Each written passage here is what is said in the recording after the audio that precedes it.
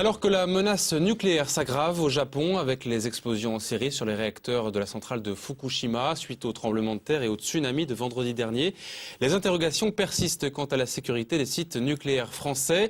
L'Aube est concernée en premier lieu avec la présence à Nogent de la centrale nucléaire. C'est l'une des plus anciennes de France. Les réacteurs sont en service depuis 1988 et 1989. Pour tenter d'y voir plus clair, le directeur de la centrale de Nogent, Hervé Maillard, nous a accordé un entretien en fin d'après-midi. Première question que nous lui avons posée, comprend-il les inquiétudes et les questions sur la sécurité nucléaire en France? Écoutez sa réponse. Alors il faut bien comprendre que sur cette question de la sécurité nucléaire, les technologies sont des technologies différentes. Donc après, effectivement, l'énergie nucléaire est une énergie sur laquelle il existe un débat dans plusieurs pays, l'Allemagne, la France. Et donc ce débat est totalement légitime, mais je dirais les questions que se posent les Français face à la crise que vit le Japon sont légitimes, oui. Alors il y a un audit des centrales qui va avoir lieu en France, décidé hier par le gouvernement. Est-ce qu'on sait quand la centrale de Nogent que vous dirigez sera auditée justement ?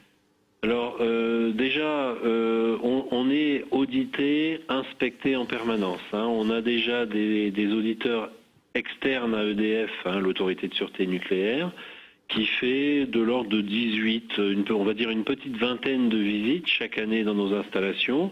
Et certaines visites sont dites inopinées, ça veut dire qu'elles sont pas prévues à l'avance. La SN ne nous annonce pas qu'il vient et ils font déjà un audit ou une inspection sur tel ou tel sujet.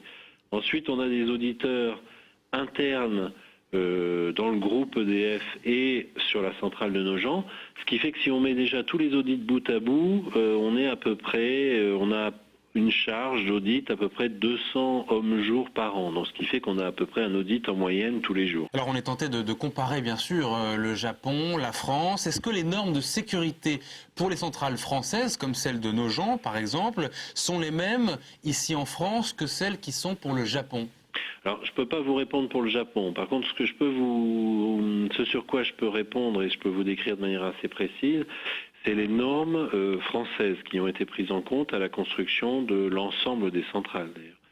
Sur le séisme, l'idée a été de définir le séisme maximum rencontré sur la région en une durée de 1000 ans. Donc, par exemple, sur Nogent, c'est un séisme qui a été rencontré en 1580, si je ne me trompe pas, un petit peu une centaine de kilomètres au nord de Nogent. Et ensuite, la gravité du séisme, l'énergie du séisme a été doublée par rapport à ce séisme dit de référence. Et ça définit la norme de construction de Nogent.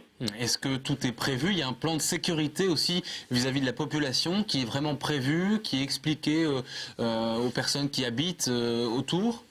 Alors, on a dans notre organisation qu'on peut appeler de crise deux niveaux ou deux organisations différentes.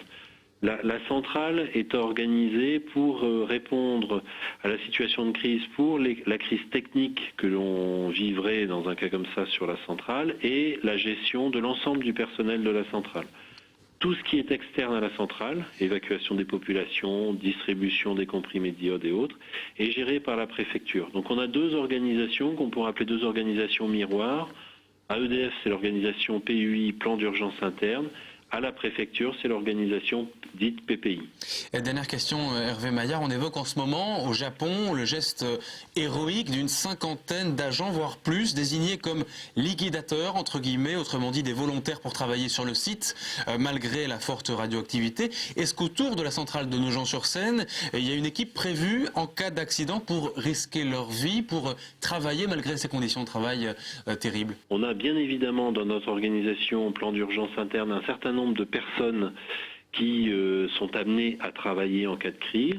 Et parmi ces personnes, moi je suis autorisé à demander des volontaires qui sont volontaires donc pour travailler dans des environnements qu'on peut les qualifier de dégradés et qui donneront lieu derrière à certainement des suivis médicaux renforcés. Donc le mot liquidateur, je l'aime pas du tout.